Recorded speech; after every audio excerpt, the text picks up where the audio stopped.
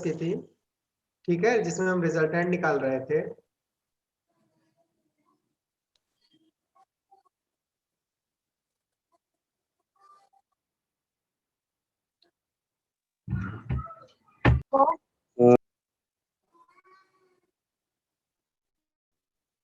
ठीक है, अब वॉइस क्लियर है मेरी? Yes sir. ओके,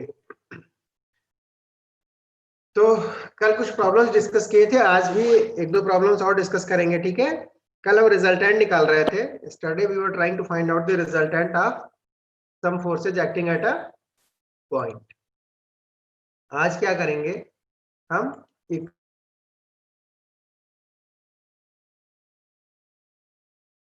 देखते हैं कि हम कोई सिस्टम इक्विलिब्रियम में है तो क्या चीजें निकालनी है, तो कैसे निकालेंगे उसको डिस्कस करेंगे।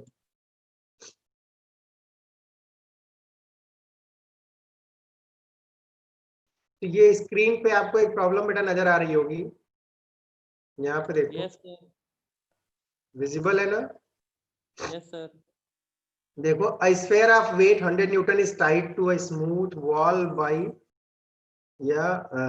a spring as shown in figure। एक sphere है that has been tied to a wall with the help of this spring, and that spring is making an angle of 15 degree with the vertical wall। This sphere is resting against this vertical wall। ये जो sphere है इसी wall के सहारे टिका हुआ है और रस्सी से ऐसे स्प्रिंग से बंधा हुआ है, ठीक। इसका वेट गिवन है, weight of sphere is 100 Newton, sphere cylinder whatever you call it, ये इसका वेट दैट इज 100 न्यूटन, ठीक है। और करना क्या है, find the tension T, find the tension T in the spring and reaction R of the wall. इस tension spring जो है इसमें आपको टेंशन कितना होगा, you have to find out that, and reaction of the wall, क्योंकि ये sphere जो है this is resting against this wall, vertical wall, तो ये वॉल क्या करेगी, इस पे कुछ रिएक्शन लगाएगी, न्यूटन थर्ड लॉ। तो जब रिएक्शन लगाएगी तो रिएक्शन की वैल्यू कितनी होगी वो आपको निकालना है, ठीक है। तो टेंशन चाहिए एंड वॉल का रिएक्शन कितना होगा, ये दो वैल्यूज आपको कैलकुलेट करनी, दो चीजें आपको फाइंड आउट करनी इस प्रॉब्लम में, ठीक। तो as this system is in the stationary state, या this system is in the state of equilibrium, क्योंकि सारा सिस्टम ऐसे रुका हुआ है, स्टेबलाइज्ड है, स्टेबल है, ठीक है। It means this system is in the state of equilibrium, clear.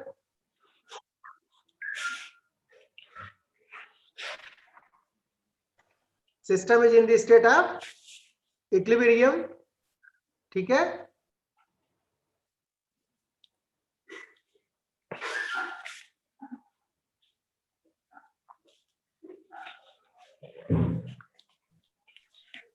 तो system is, I am audible बच्चों, ऑडिबल हूं मैं?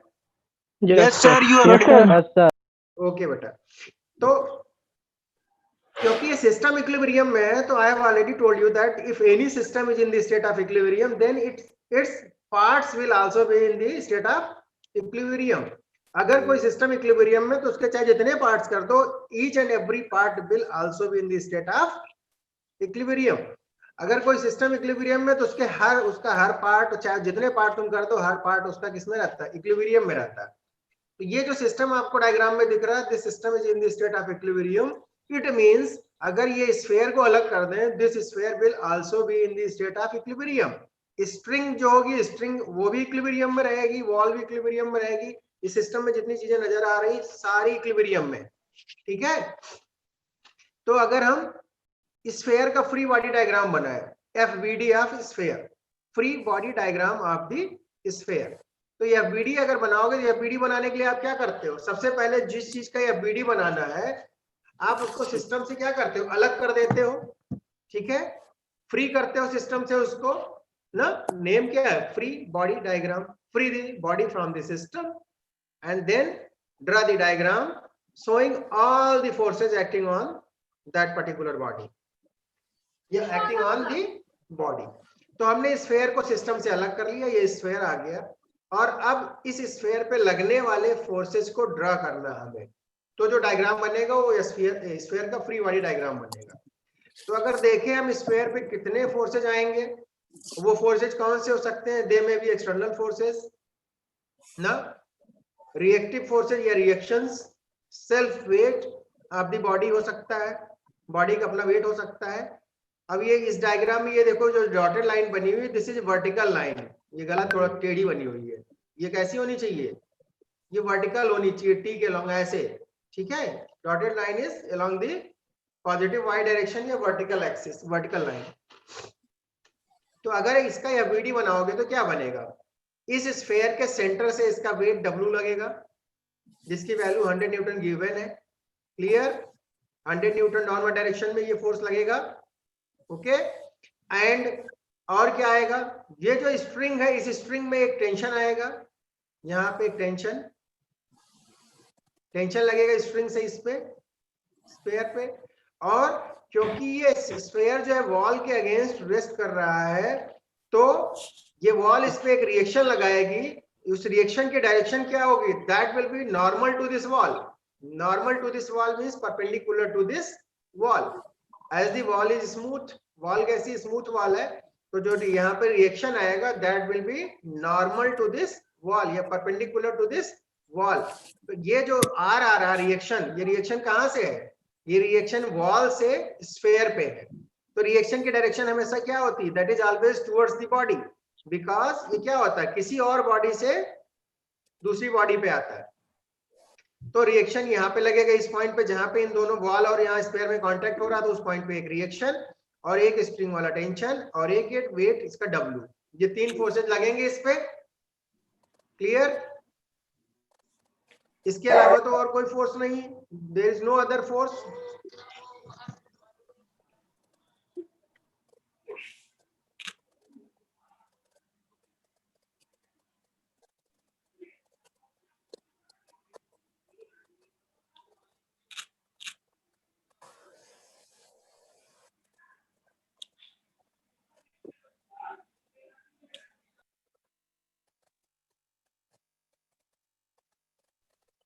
हाँ बच्चों, तो एफबीडी ये बन गया free body diagram of this sphere, ठीक है, क्लियर।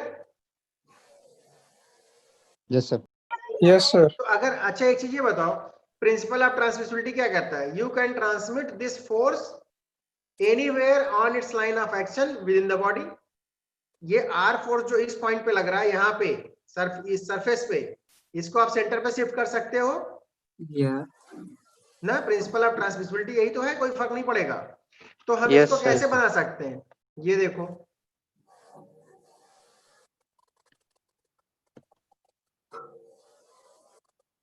ये देखो, वो जो थ्री फोर्सेस थे वो कैसे आ गए? ये देखो, रिएक्शन सेंटर पे आ गया ऐसे, ठीक, टेंशन इधर और वेट W नीचे, ये समझ में आ रहा है? स्फीयर के सेंटर पे ही थ्री फोर्सेस तो हैं, वेट W नीचे की तरफ, टेंशन T और रिएक्शन सेंटर से इधर, क्लियर। Yes sir. और Yes, ऊपर sir. का एंगल यहाँ पे जो बन रहा था वॉल और स्ट्रिंग के बीच, दैट वाज 15 डिग्री, तो ये यहाँ पे कितना बनेगा? दिस विल बी 75 डिग्री, 75 ठीक।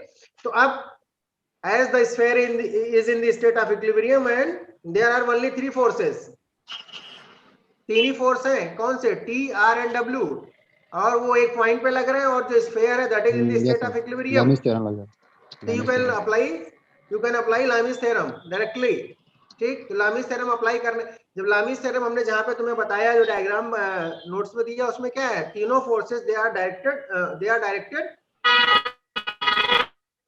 अवे फ्रॉम द पॉइंट, ठीक है, directed towards away from the point. मतलब वो क्या है, जो वहां पे जो डायग्राम बना के हमने दिया, जैसे F1 upon sin sin alpha equal to F2 upon sin beta equal to F3 upon sin gamma. तो F1, F2 एंड F3 तीनों क्या है? उस पॉइंट से दूर की तरफ डायरेक्टेड है, ठीक है, दूर की तरफ है, ऐसे ही एरो है जैसे यहाँ इस डायग्राम में दिख रहा है। तो आपने वहां पे लगाया था क्या? F1 upon sin alpha equal to F2 upon sin beta equal to F3 upon sin gamma, ठीक। तो ये ऐसे बन गया, इक्विवेलेंट है बिल्कुल। आर भी जो है इस पॉइंट से दूर की तरफ है, W भी इस पॉइंट से सेंटर से दूर की तरफ है, एंड ये टेंशन ये भी क्या है, इससे दूर की तरफ है। तो अब यहाँ पे अगर लामीज थ्योरम लगाओ तो लामीज थ्योरम क्या कहता है, कोई भी force upon sine of angle between other two forces. तो कोई भी फोर्स सबसे पहले ले लिया W, W कितना 100 अपॉन साइन, ये बाहर वाला एंगल, किसके बीच का एंगल, R एंड T के बीच का एंगल, T एंड R के बीच का एंगल कितना है, ये पूरा 180 है लाइन पे, और इधर का 75 है, तो ये कितना बचा 180 माइनस 75 दैट इज 105। सर 105। हाँ 105, Yes, sir. 105। तो 100 upon sine 105 is equal to R ले लिया, तो अब R के अपोजिट जो एंगल है बाकी दोनों के बीच, W और T के बीच, ये पूरा ये एंगल है इधर वाला, ये कितना है 90 प्लस 75, ठीक है, ये देखो। तो R upon sine 90 plus 75 means 165 is equal to तीसरा फोर्स T अपॉन किसके बीच का एंगल, R एंड W के बीच का एंगल कितना 90 डिग्री, ठीक। तो साइन 90, ये लामीज थ्योरम अप्लाई करने के बाद ये आया।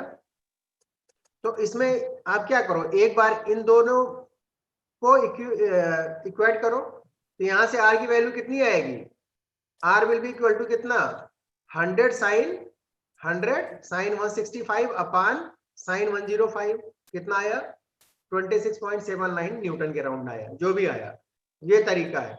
और एक बार इस 100 अपॉन साइन 105 को आप इक्वेट कर दो T अपॉन साइन 90 से, तो T की वैल्यू कितनी आ गई 100 साइन 90 अपॉन साइन 105, टेंशन कितना आ गया 103.52 न्यूटन। यहां तक समझ में आया? Yes sir. यहां तक समझ में आया ना?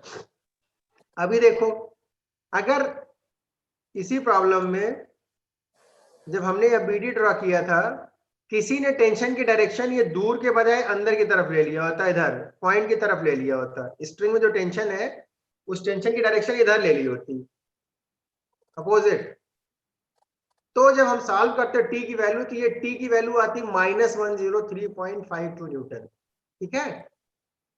T की वैल्यू क्या आती, माइनस आती। माइनस आने का मतलब ये होता कि जिधर टेंशन हमने मानी है, टेंशन की डायरेक्शन वास्तव में उधर ना होके उसके अपोजिट है। तो T में जैसे टेंशन की डायरेक्शन लेनी है, आप परेशान हो रहे हो कि अंदर लेगी बाहर ले किस तरफ होगी, तो जिधर मन में आए उधर बना लो, ठीक है। टेंशन की डायरेक्शन जिधर चाहे उधर बना लो। सॉल्व कर रहे हो, वैल्यू पॉजिटिव आई, तो जो डायरेक्शन आपने मानी है वही डायरेक्शन है वास्तव में। और अगर वैल्यू माइनस साइन के साथ आ रही है, उसका मैग्नीट्यूड नेगेटिव साइन के साथ आ रहा है, इसका मतलब जो डायरेक्शन आपने अज्यूम की उसके अपोजिट है एक्चुअल में डायरेक्शन। क्लियर? Yes sir. सही। अब देखो, इसी को यहाँ फिर से उसी पे आते हैं, यहाँ पे आते हैं। ये देखो, यह BD ये बना था शुरू में, यस ठीक। ये डॉटेड लाइन जो है वर्टिकल लाइन है, ये टेढ़ी नहीं है, गलत बनी हुई, ये सीधी जाएगी वर्टिकल लाइन, ये डॉटेड लाइन T के लॉन्ग ऐसे Y एक्सिस। तो अब है क्या, हमने R को सेंटर से दूर शिफ्ट करके लामीज थ्योरम अप्लाई किया। अगर हम चाहें तो हम लामीज थ्योरम, आप लामीज थ्योरम सीधे यहाँ पे अप्लाई कर सकते हो इस जगह पे, ठीक, बिना इसको शिफ्ट किए। R की डायरेक्शन ये है, T इधर है, W इधर है। तो डायरेक्टली अगर आप लामीज थ्योरम अप्लाई करना चाह रहे हो, तो आप क्या करते हो, जो फोर्सेस सेंटर से दूर की तरफ है they will be taken with positive sign, और जो सेंटर की तरफ है उसको आप माइनस साइन नेगेटिव साइन के साथ लोगे, ठीक है। कैसे, ये सिस्टम इक्विलिब्रियम में है। अब देखो क्या किया, अगर हम डायरेक्टली यहीं पे लामीज थ्योरम अप्लाई करें, यहां देखो R और W के बीच का एंगल कितना है 90 डिग्री है, ये angle between R and W कितना होगा 90। T और W के बीच 180 प्लस 15 195 होगा, ये पूरा बाहर का। W और T के बीच का ये Yes, yes. 195 होगा ना, 180 प्लस 15 195 होगा। और इस R एंड T के बीच का 75 तो गिवन ही है, मतलब हमने निकाल ही रखा है। तो अगर हम डायरेक्टली अप्लाई कर दें यहीं पे बिना प्रिंसिपल ऑफ ट्रांसमिसिबिलिटी का यूज किए हुए, R को बिना, सर आवाज नहीं आ रही है, हाँ बेटा आवाज नहीं आ रही थी सर। वॉइस नहीं आ रही, अभी आ रही है। सर आ रही है, आ रही है, आ रही है। ये नेटवर्क में कभी तुम्हारी तरफ दिक्कत हो सकती, कभी हमारी तरफ दिक्कत हो सकती है, अब क्या करें उसके लिए, इस समय तो सबकी क्लासेस चलती हैं।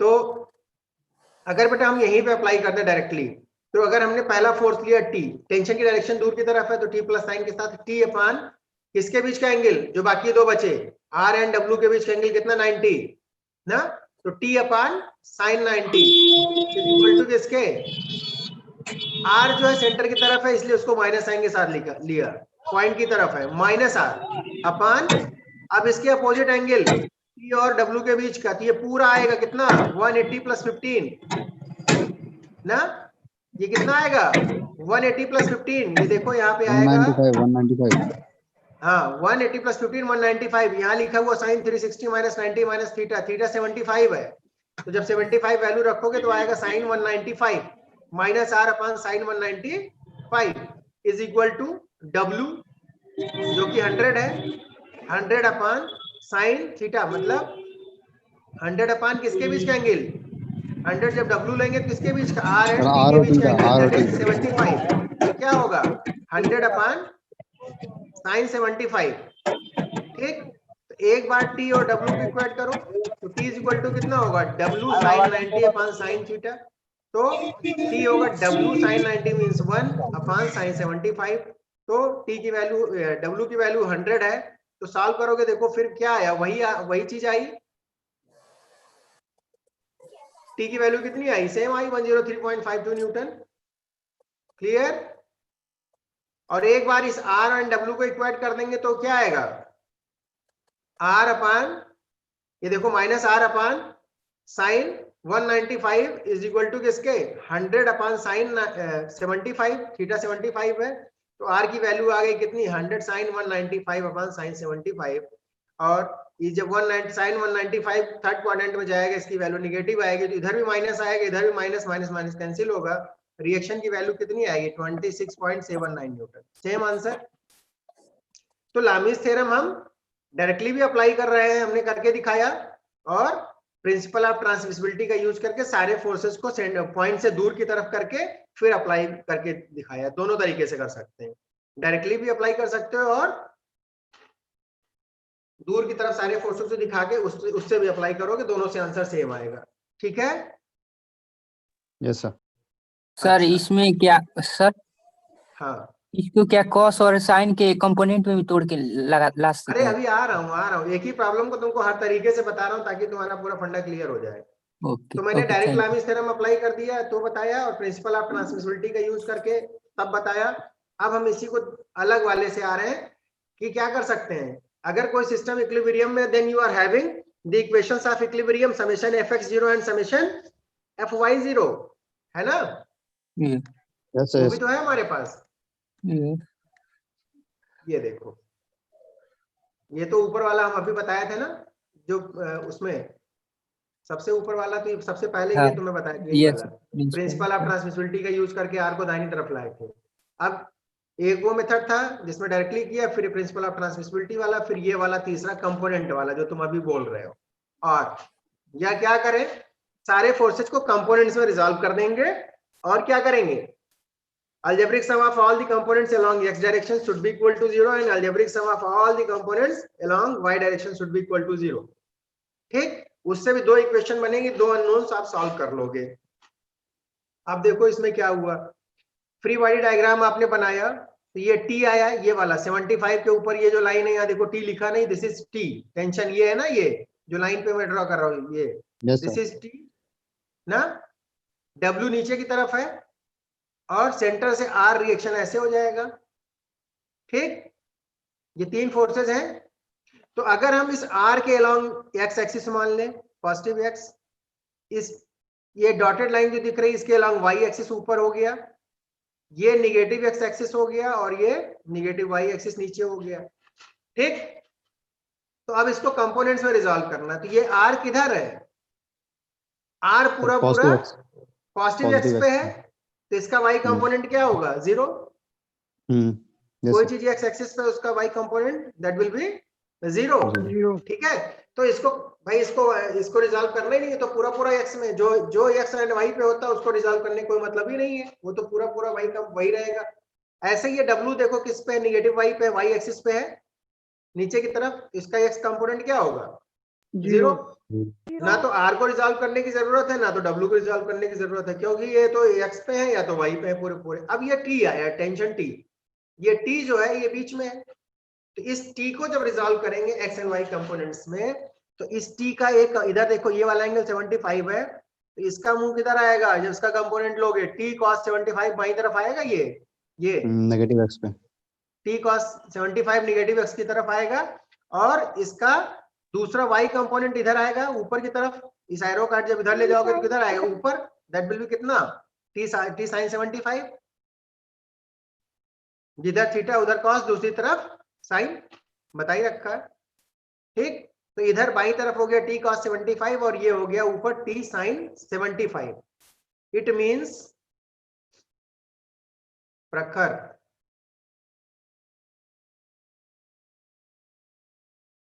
ये प्रखर प्रखर नाम है ना, प्रखर।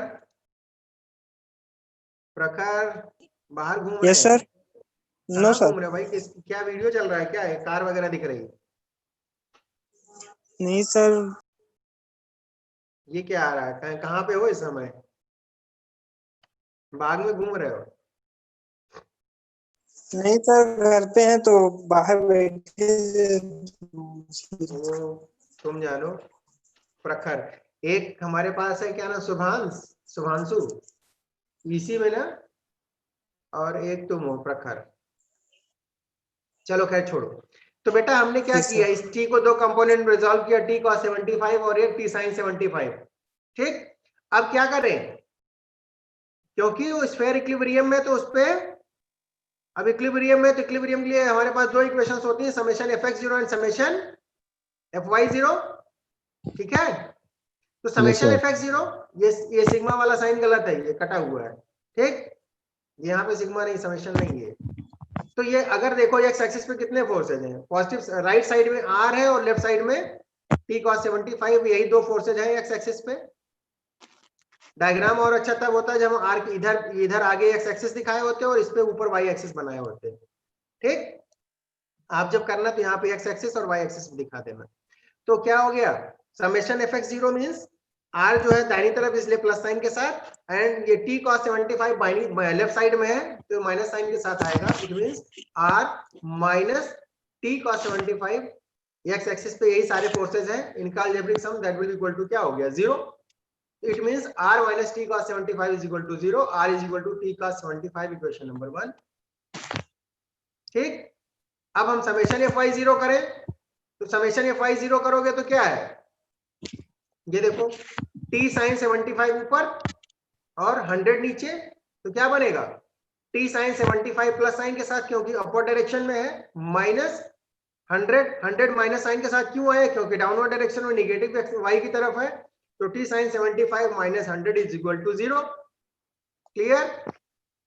तो यहां से इसको जब सॉल्व करोगे तो क्या आएगा?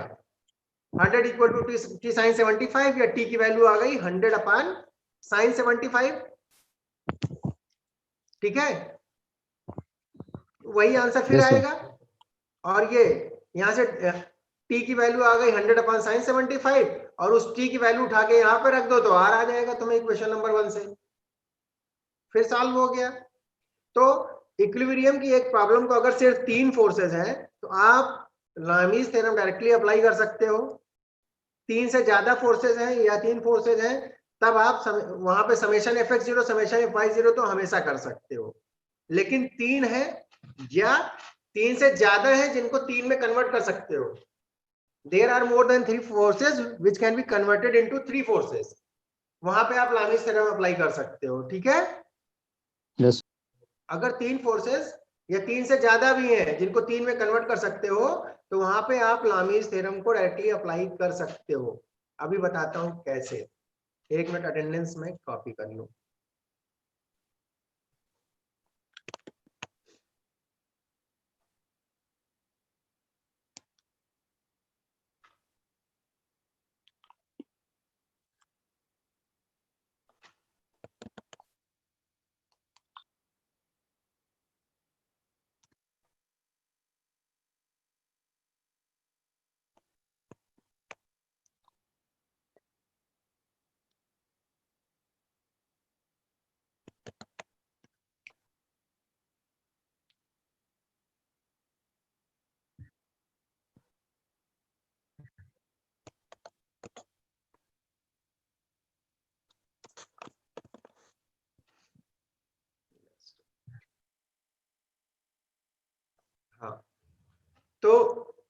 हमने ये कहा कि अगर 3 फोर्सेज हैं या 3 से ज्यादा फोर्सेज हैं जिनको 3 में कन्वर्ट कर सकते हो तो वहां पे आप लामिस थ्योरम अप्लाई कर सकते हो, और या तो फिर समेशन fx0 समेशन fy0 करके जो अननोन वैल्यूज वगैरह है वो आप निकाल सकते हो। तो कल हमने बताया था कि कॉन्करेंट फोर्स सिस्टम का आप रिजल्टेंट कैसे फाइंड आउट करोगे, how will you calculate the resultant of concurrent force system of a concurrent force system. वो कल 2 प्रॉब्लम्स की थी। आज हमने तुम्हें बताई एक इक्विलिब्रियम की प्रॉब्लम, कॉन्करेंट फोर्स सिस्टम की इक्विलिब्रियम की प्रॉब्लम बताई, जहां पे आपके पास इक्विलिब्रियम इक्वेशंस होती है समेशन fx0 और समेशन fy0, या सीधे लामिस थ्योरम अप्लाई कर सकते हो।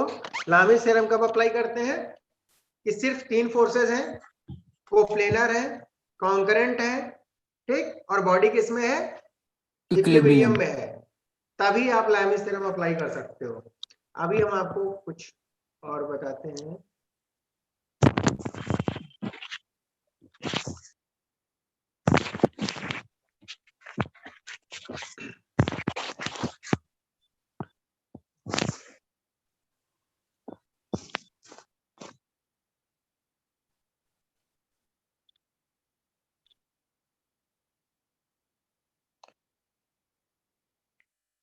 ये दिख रहा है बेटा? Yes, sir. Yes, Yes, sir.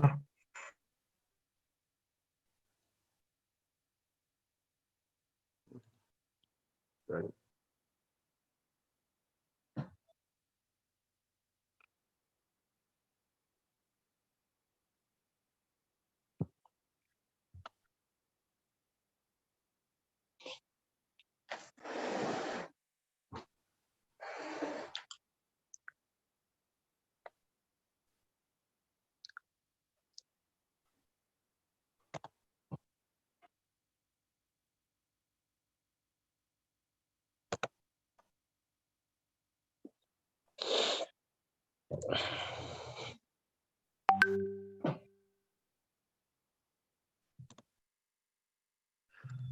Suppose किसी पॉइंट O पे ये 4 फोर्सेज लग रहे हैं, ठीक है, ये 4 Yes, फोर्सेज sir. हैं P Q R and S। R यहाँ रिजल्टेंट नहीं है, R कोई फोर्स है। ये 4 फोर्सेज किसी एक पॉइंट पे लग रहे हैं, ठीक, और मतलब जिस बॉडी के इस पॉइंट पे लग रहे हैं वो बॉडी इक्विलिब्रियम में है। तो आप ये बताओ यहाँ पे लामिस थ्योरम आप अप्लाई कर सकते हो कि नहीं कर सकते हो? कर सकते हैं। कर नो सकते हैं, सर। कैसे, कर ये सकते देखो। हैं। कर सकते हैं सर। हाँ, कर ऐसे सकते हैं कि यहाँ पे क्या करेंगे,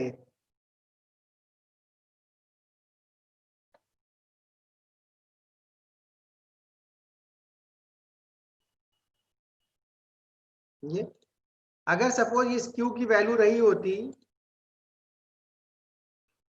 Q इज इक्वल टू मान लो 100 न्यूटन था, ठीक, और इस R की वैल्यू सपोज इस R की वैल्यू मान लो 50 न्यूटन थी, ये R जो दिख रहा है इधर अपोजिट, तो इसको क्या करेंगे, ये किसके इक्विवेलेंट है, क्योंकि ये Q एंड R जो एक ही लाइन पे है ना, Yes, sir. तो इन दोनों को एक फोर्स में कन्वर्ट कर सकते हो। जब एक ही लाइन पे 2 फोर्सेज है तो इसमें क्या आएगा, इधर राइट साइड में 100 न्यूटन, लेफ्ट साइड में कितना 50, तो इन दोनों का 50. जो इक्विवेलेंट होगा वो कितना आ जाएगा, यहाँ पे 50 न्यूटन. 50 न्यूटन आ जाएगा इस तरफ, और ये वाला P तो ऐसे ही रहेगा, और ये वाला, तो ये बताओ ये जो है इसको इस ढंग से लिख सकते थे ना, इस ढंग से बना सकते हैं। जी सर। अब तो कुछ जब 3 से ज्यादा फोर्सेज या 3 से ज्यादा फोर्सेज है जिनको आप 3 में कन्वर्ट कर सकते हो, वहां भी लामिस अप्लाई कर सकते हो ऐसे, जैसे हमने यहाँ पे दिखाया, ठीक है, Yes, sir. समझ में आया? Yes sir. क्वेश्चन के अनुसार। हाँ बेटा, क्या कह रहे हो?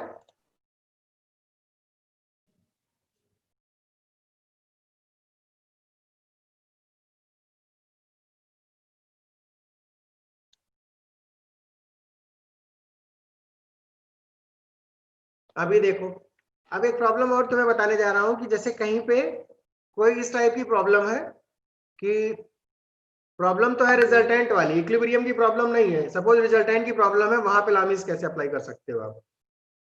इनकेस एक प्रॉब्लम ऐसी है कि two forces P and Q are acting at an angle of 45 degree या 75 degree, कुछ भी उनके बीच एंगल दिया है, and their resultant is this much, making an angle of this much with the force P. Find out the forces P and Q. जैसे अब हम बता रहे हैं, मान लो एक प्रॉब्लम थी जिसमें दो फोर्स तुम्हें दे दिए गए,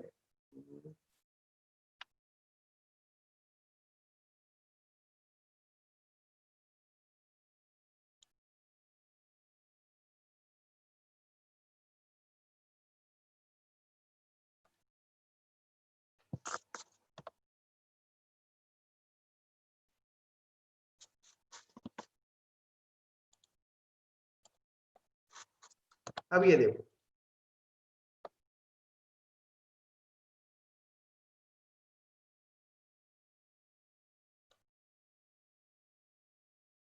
सपोज ये दो फोर्सेस P एंड Q है, इनका रिजल्टेंट R है, ठीक है, ये तीनों फोर्सेस O पॉइंट पे लग रहे हैं और इनके बीच का एंगल भी मान लो दे दिया, ये एंगल मान लो गिवन है, इधर 30 दे दिया, उधर 45 दे दिया ऊपर,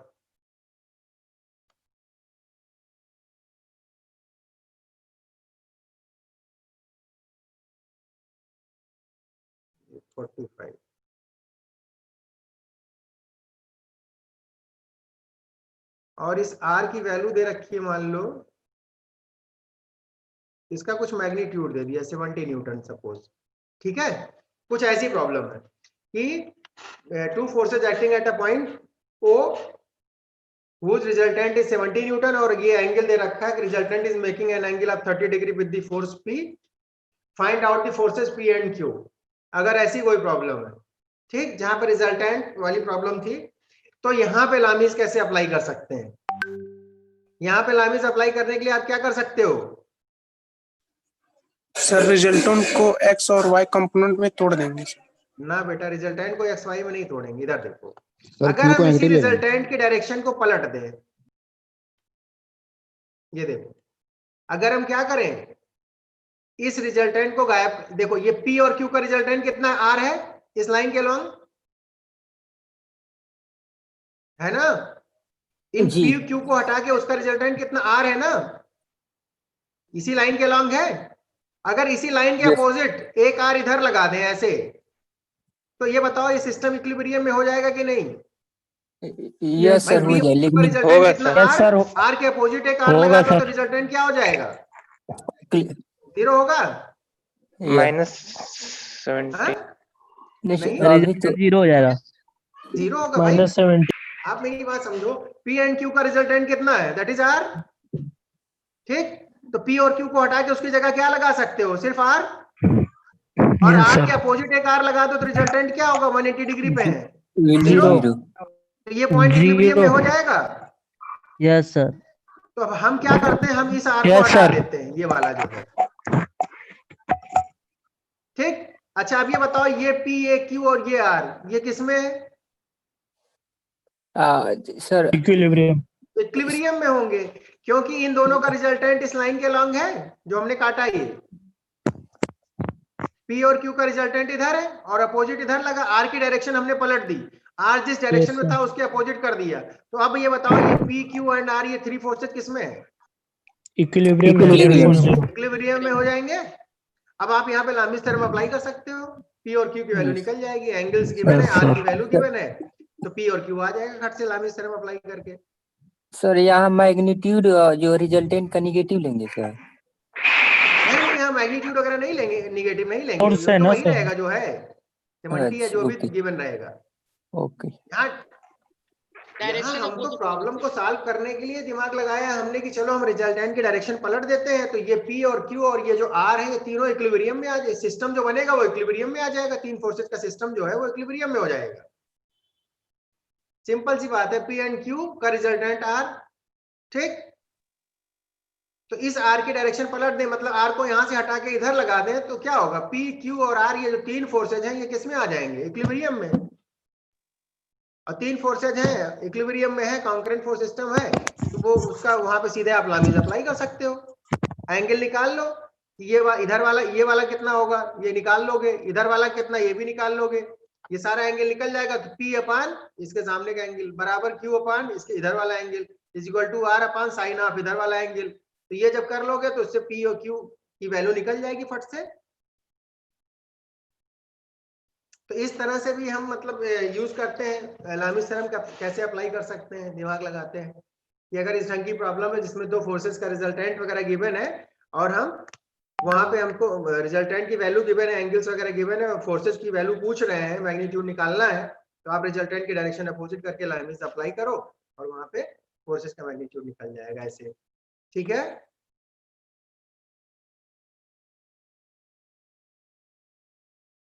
सही है। Yes sir. ओके, तो अब अभी तो हमने एक स्फीयर वाली प्रॉब्लम उठाई थी, दो स्फीयर वाली, तीन स्फीयर वाली, ऐसी प्रॉब्लम्स हो सकती हैं कॉन्करेंट फोर्स सिस्टम की प्रॉब्लम्स में। तो कॉन्करेंट फोर्स सिस्टम अगर कहीं पे है इक्विलिब्रियम में है तो आपके पास यूनिवर्सल चीज जो है सबसे बड़ी चीज वो समेशन fx0 समेशन fy0 करके सॉल्व करके अननोन वैल्यूज निकालोगे, यही फंडा है, कॉन्सेप्ट यही है। ठीक, सर पीडीएफ में क्वेश्चंस डाल दीजिए। हाँ मैं क्वेश्चन सीट डालूंगा, ट्यूटोरियल सीट जो आप सॉल्व करोगे, ठीक है, जिसको सॉल्व करके रखोगे बाद में सबमिट करोगे आप, वो मैं क्वेश्चन सीट डालूंगा वहां पे, वही डॉक्स वाले में डालूंगा बना के, ठीक है, मिल जाए क्वेश्चन सीट। आज के बाद तो क्लासेज ऑफ ही है 31 तक। छुट्टी है ना। तुम लोगों को नोटिस मिल गया होगा, पता होगा। जी sir sir. Official yes work sir. भी बन रहेगा, हाँ ऑफिशियल वर्क भी बन रहेगा सर। नहीं, ऑफिशियल वर्क चालू रहेगा शायद, ऑफिसेज वगैरह खुले रहेंगे, एकेडमिक वर्क जितना है वो सस्पेंडेड रहेगा, बच्चों की विंटर वेकेशन से रहेंगे, बाकी टीचर्स की नहीं है, टीचर्स वगैरह अपना जो थैंक काम यू सर। करना, ऑफिशियल वर्क सब चलेगा।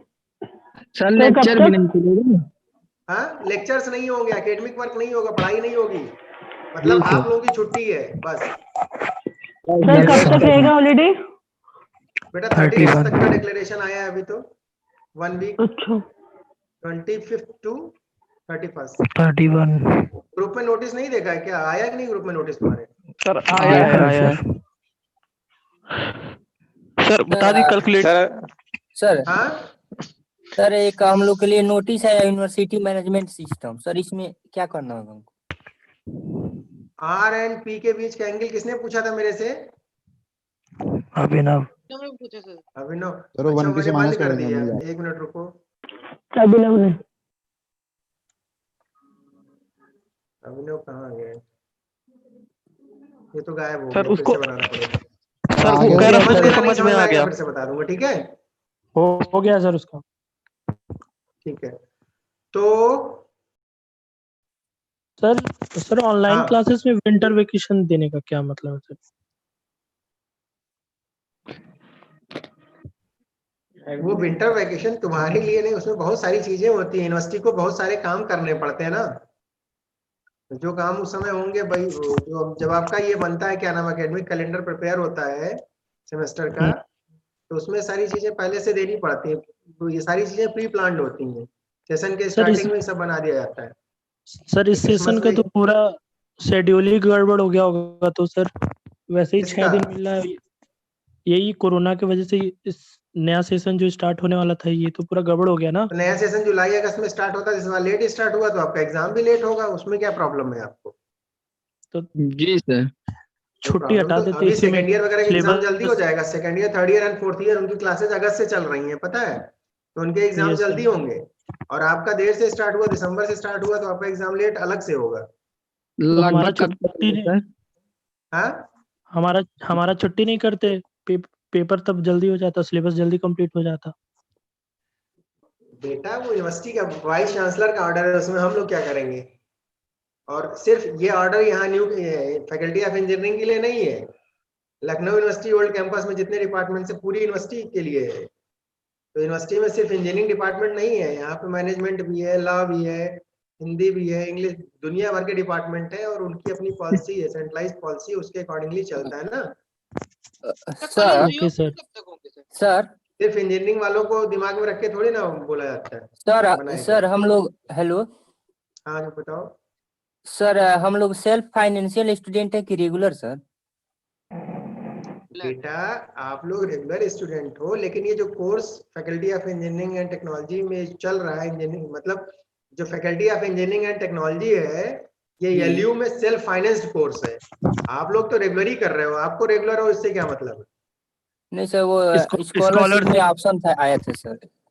तो आप तो रेगुलर ही डालोगे ना, नहीं तो उसमें क्या सर, ऑप्शन था? सेल्फ फाइनेंस भी था सर, क्या? ये सर नहीं सर, वहाँ पर रेगुलर regular नहीं डालना कोर्स है। आ ही नहीं रहा है सर। अगर नहीं वहां सर, वहाँ सेल्फ पर फाइनेंस्ड regular ऑप्शन है नहीं तो डालेंगे। सेल्फ फाइनेंस डालना पड़ेगा। तो जी हाँ सर, सर, तभी रेगुलर में दिखाएगा। डालें। हाँ? सर रेगुलर डाल रहे हैं तो सर हम लोग का कोर्स दिखाई नहीं रहा है, इंजीनियरिंग प्रोग्राम। नहीं तो सेल्फ फाइनेंस डालोगे, क्योंकि ये इंजीनियरिंग जो डिपार्टमेंट है ये सेल्फ फाइनेंस्ड कोर्स है। सर ये दोनों में सर- अंतर क्या है सर, रेगुलर और सेल्फ अरे फाइनेंस? सेल्फ फाइनेंस में स्कॉलरशिप नहीं आता है। सेल्फ फाइनेंस में बेटा क्या होता है, जो भी कोर्स है, जो भी डिपार्टमेंट है, वो अपना रेवेन्यू जनरेट करता है, उसी रेवेन्यू से सारा कुछ चलता है। ठीक है, अपना फंड जनरेट करता है, सारी चीजें सर, करता है, तब- उसका अपना सब होता है। सर तो और जो स्कॉलरशिप रेगुलर हम लोग होते का हैं आएगा उसको सर? गवर्नमेंट से एड मिलती है, गवर्नमेंट सैलरी वगैरह जो आती है वो सारी चीजें, सारा पैसा कहाँ से मिलता है? गवर्नमेंट से मिलता है। तो हम लोग का स्कॉलरशिप आएगा ना सर? स्कॉलरशिप आती है, 3 साल से बच्चों की आ रही है, कोई इशू नहीं है, सब आएगी, उससे कोई टेंशन नहीं है, सब आती आएगी। उससे अरे आपको हमारी कोई यूनिवर्सिटी मतलब गवर्नमेंट है लेना ना, देना नहीं है। यूनिवर्सिटी गवर्नमेंट है हमारी, तो इसलिए अब सर- स्कॉलरशिप मिलेगी। बस कोर्स सेल्फ फाइनेंस है, उससे नहीं स्कॉलरशिप में मतलब है। कोई प्रॉब्लम नहीं है, स्कॉलरशिप 3 साल से मिल रही है, अभी भी मिलेगी, आपको कोई प्रॉब्लम नहीं होगी। सर सर एक नॉन और लिंक रिफंडेबल आया, फीस कितना हेलो डालेंगे? हाँ, सर सर एक नॉन और लिंक रिफंडेबल आई है। फीस कितना है? नॉन रिफंडेबल फीस मतलब कितना सर डालेंगे? 21,160। जो फर्स्ट ईयर की फीस है यार, 1,20,160।